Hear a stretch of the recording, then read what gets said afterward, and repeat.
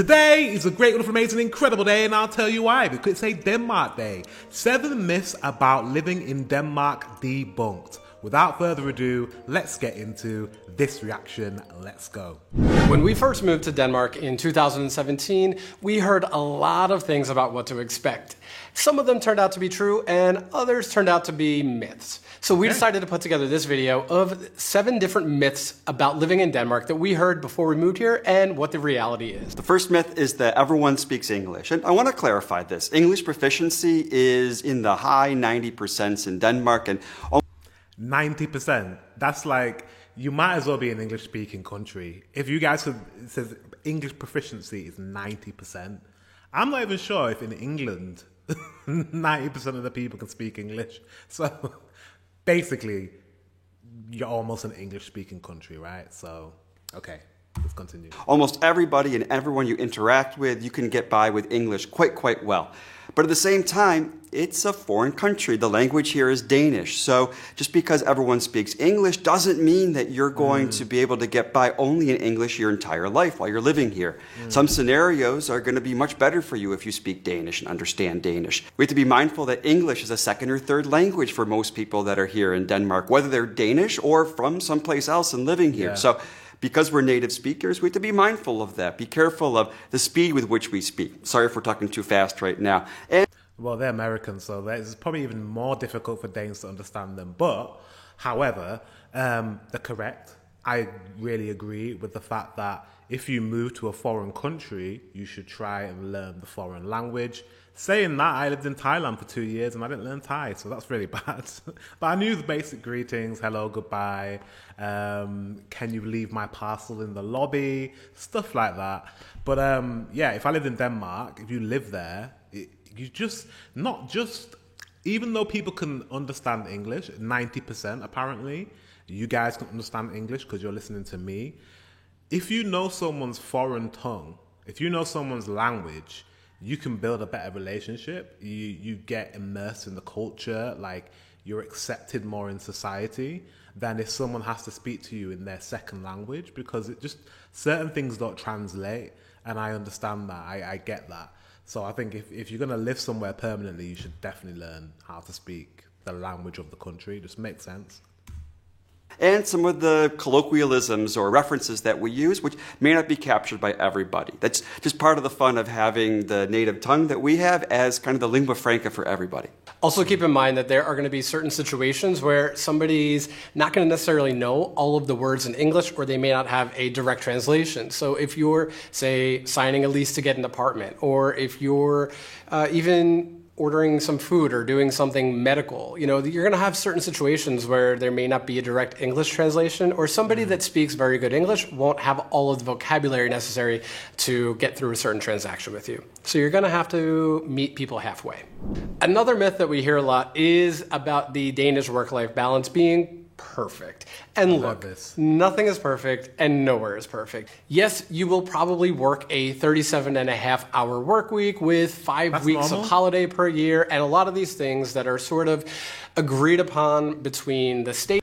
That's kind of the same in the UK. And it's the same in the UK. We work like 37.5-hour weeks, and you normally do get like 4 to 5 weeks, depending on where you work, but yeah, like 4 weeks is kind of the standard, like 4 to 5 weeks of holiday per year. That's normal.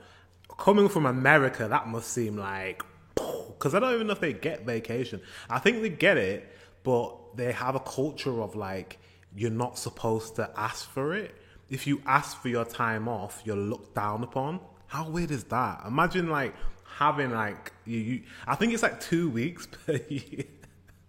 I think they get like 2 weeks annual like leave off work, but nobody takes the time off because it's seen as a bad thing to take time off. It's crazy to me. Like, can you imagine having a family as well, having kids, and you're like, oh no, I can't take any time off work to be with my kids because my boss is gonna look down on me and look at me in a negative light because I've taken time off work to be with my children. That's just ridiculous, but that's Americans for you, so hey. State and the labor unions here, but not everyone has all of these working conditions and hours, and Another key thing to keep in mind is that people work very hard during those hours. Time away from work is definitely respected more in Denmark, which I think is a big thing. And that's the one I think is more universally a trait here. That the Danish work-life balance really comes from the fact that your time away from work is respected. And that could mean that if you or one of your coworkers has to leave the office early to do a childcare school pickup, and then they're going to make up a few hours after work, that's usually respected. And in general, that's where the work-life balance is going to come into play. You're not going to That's something that's better than the UK. That's not a given in the UK, like being able to leave work early. You can, but it always feels like you're putting a burden on the employer. It's not as like, oh, that's a given, that's fine. Just take a couple of hours off and, go and do what you need to do and make up the time another time.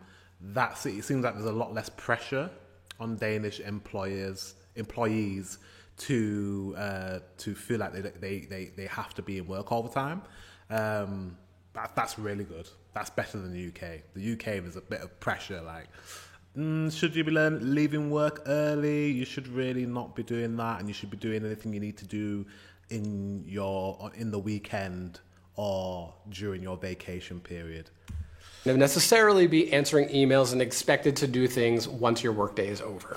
Yeah, at the same time, this is a place where business is done. So if you're working in an office, you're working in a period that's quite busy, you're going to work quite hard, as Derek said. And there's also a chance you may work for some of the smaller companies that are here, startups and things like that. Those can obviously be quite intense, as well as you have very small teams that are going and trying to build a business. So work-life balance doesn't necessarily mean that you're going to have your feet up on the desk while you're working and taking a nice salary. Yeah, so definitely do your homework and find out what the actual work culture is like wherever you're looking for a job or starting a job. True. Another myth that often comes up is that Denmark is a purely homogeneous society, nothing but Danes and Vikings living here.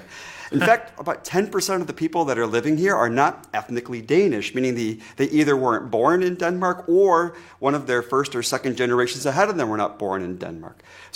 Well, yeah, we're an international, we're literally the entirety of Europe, especially you guys that are in the EU, and have freedom of movement. Clearly, you're going to have a lot of people from different countries, different European countries, different countries in general.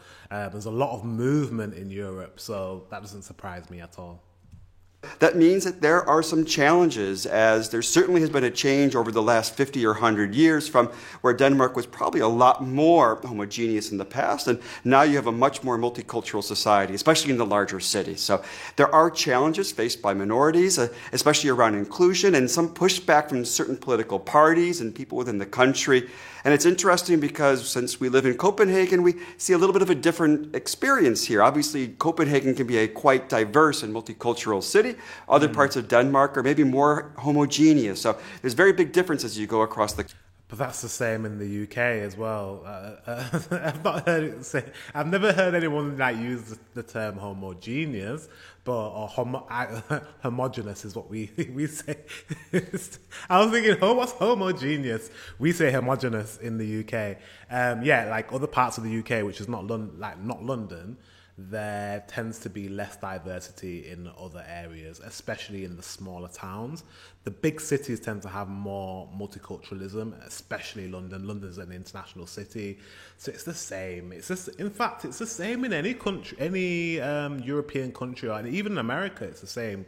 Like the big capital cities, the big cities in America, they have more multiculturalism, and then when you go out into the countryside, you have more homogenous communities where it's just native. Well, I can't really call them Native Americans.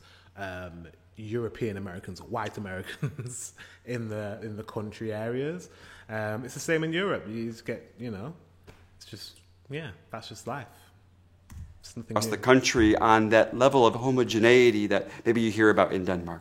Yeah, I think it's important to remember that diversity can come in different forms, and that may mean that I have a lot more international friends than I may have when I lived in the US, where my friends were from different cultural backgrounds, but all American. Now I have a lot of friends in Denmark and living in Copenhagen that come from different countries, even if they do look like me or come from a similar background.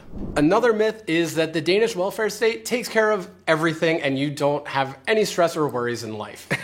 And that's not exactly true. It is great and it is a very robust system, but nothing is free. It's got different pay-fors. So yes, you're paying for things through your taxes. And there are many people that have private. It's funny that people think that, like, you're not paying for it, but you really are paying for it. Everyone's paying for it. So nothing is free. Nothing is free. It depends what you want. Like, do you want to keep more of your salary and live in a country where they don't tax you heavily, but then they rely on you to sort out your own health insurance, your own childcare, and all these different things that you normally get benefited from a society that has a higher taxation.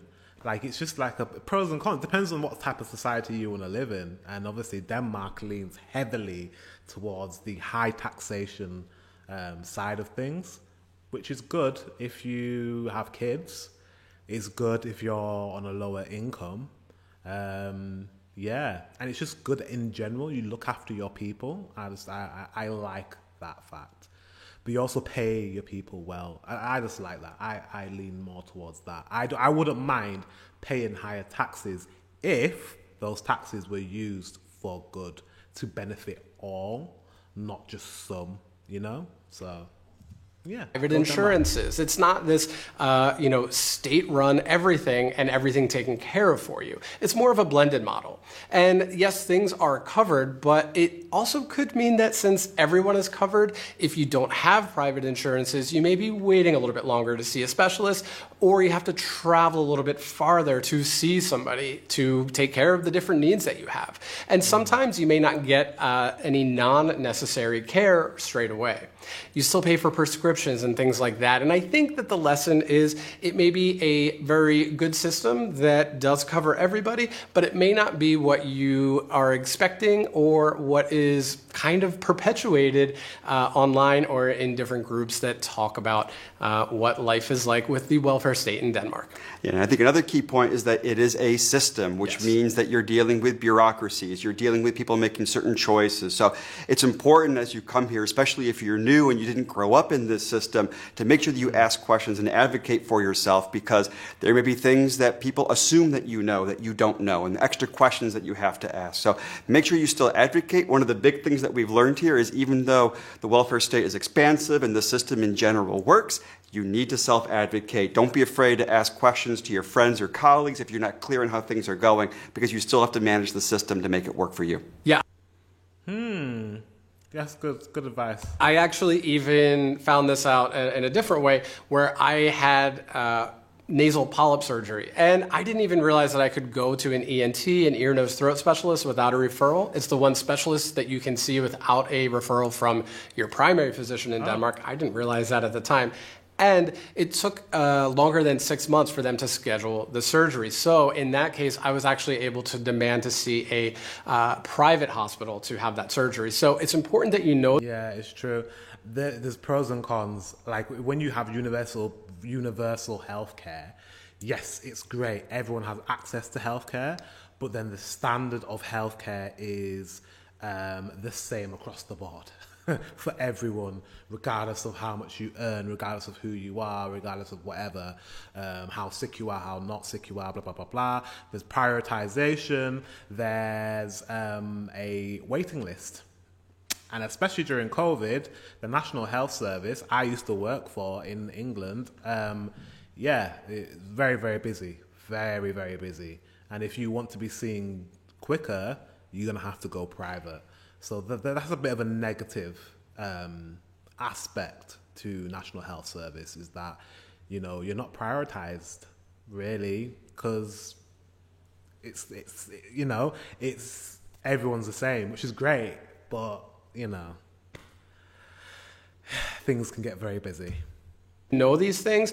And in, again, these cases, I had to self-advocate. When I talked to friends about it, they made sure that I knew, no, you can go there without a referral. No, you can go to a private hospital now if they're not scheduling you quick enough. These are things that you have to take upon yourself to handle. Another myth is that nobody has cars. People only travel by bike in Denmark. Now, part of this was perpetuated by the former ambassador from the U.S. to Denmark, Carla Sands, who tweeted that in Denmark, middle-class people can't afford to drive a car. They have a bike and take the train for long trips. Now, you certainly can get around by cycling or walking or public transit across almost all of Denmark, and it's a fantastic place for doing these things. But at the same time, it doesn't mean that nobody has a car, and there certainly are a lot of places in Denmark that are really only accessible by car.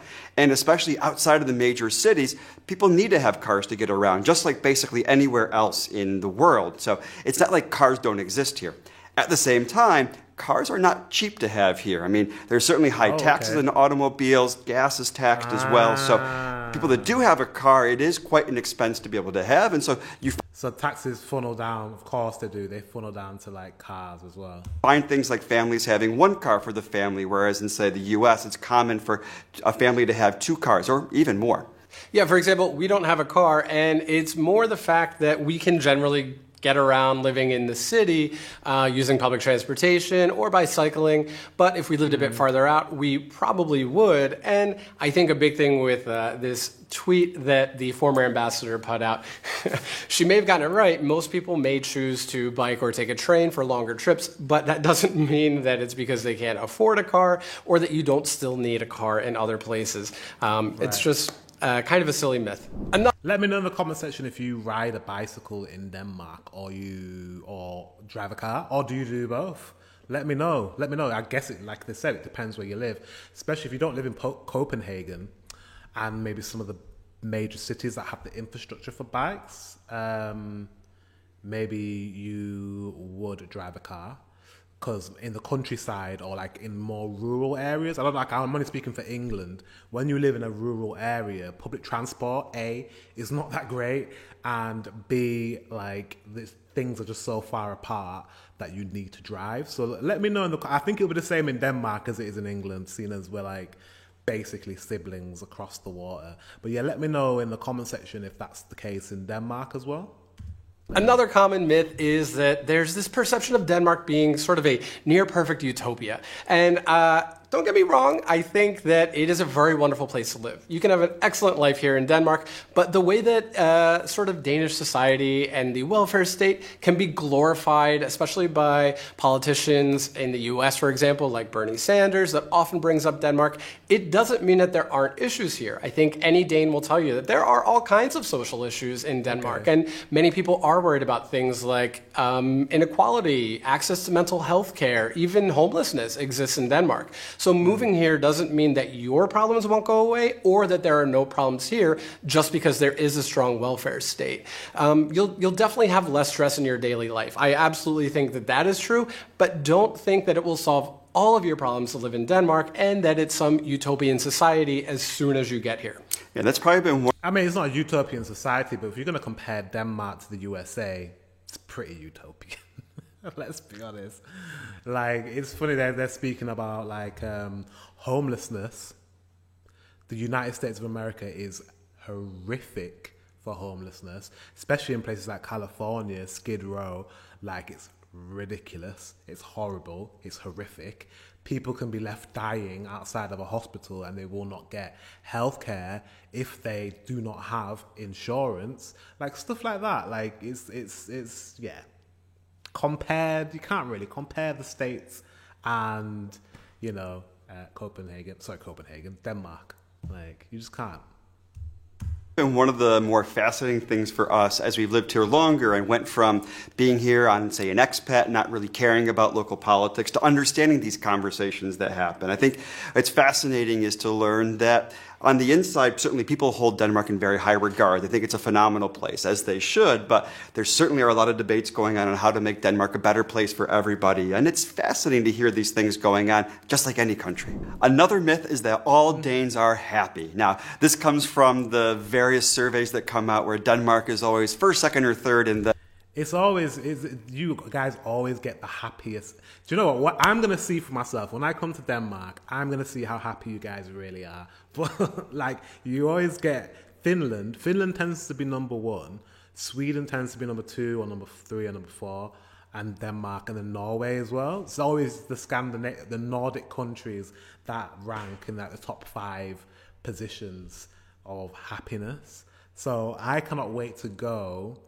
I reckon if I go in the summertime, you guys would be a lot happier. If I went in the winter, I think it'd be a bit different. But I will see. I'll probably go in the summer initially, and then I'll go in the winter and just see.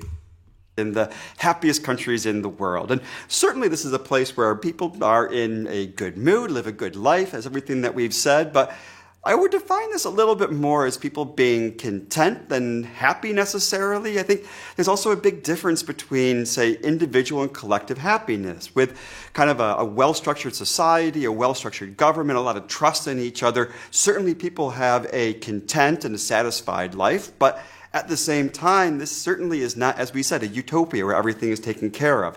Mental health is one of the big issues here in Denmark, as certainly people deal with a lot of individual challenges that they have, maybe partly because there's this perception that everybody has to be happy. And the truth, I don't think it's a perception.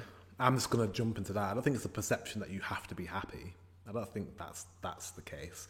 I think mental health, if I could really like guesstimate why mental health is probably really a high issue in Denmark, is because of maybe the culture of Scandinavia, really, of Nordic countries in general, of being very independent people, not reliant on other people, not reliant on probably support networks, and feeling like maybe you don't ask for help as much as you should as a people when you are feeling low and sad.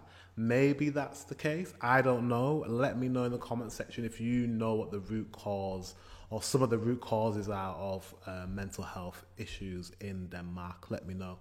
But I feel like because when I think about it, I'm like, what could it be? Like, you guys have a pretty sweet deal with a lot of things, and it's a great country with a lot of social support.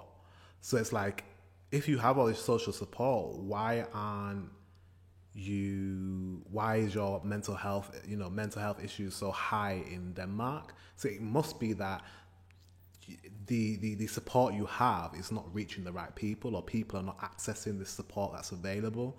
So there's a barrier in place, and the only barrier I can think of, I'm sure there's a multitude of reasons, but one of them might be just a cultural thing of being steadfast, being independent, and not seeking the help that's out there for you. But let me know in the comment section below. Let me know. the truth is that none of us feel happy 100% of the time every single day. So this is certainly something where people are content, people are satisfied, but maybe that term happy is almost overbearing on people that live here. Yeah, it's a lot of pressure, okay? We don't have to be happy all the time. And I think that myth really gives you the idea that people are just walking around with that stupid grin on their face all the time. And that's just not the case. Again, you're going to have the same problems here that you would anywhere else. People here also have problems, good days and bad days. Just because they're more content does not necessarily mean that everyone is happy all the time. Another myth that you may be wondering about, or you often see focused on with different memes and things on the internet, is that McDonald's workers in Denmark get paid $25 an hour and all of these things, right? It may surprise you to know that the minimum wage in Denmark is not at all what you think. It's a big myth. But if you want to learn more about that, you're going to have to... The minimum wage, oh, well done, good segue. Minimum wage in Denmark is not what we think. Is it because you have like... And now I'm going to have to watch that video. They've got me. So let me know in the comment section if you want me to watch that video. I'm going to watch that video next. I'm going to add this to my watch list. Guys, thank you very much for watching. Until the next one, I will see you very soon.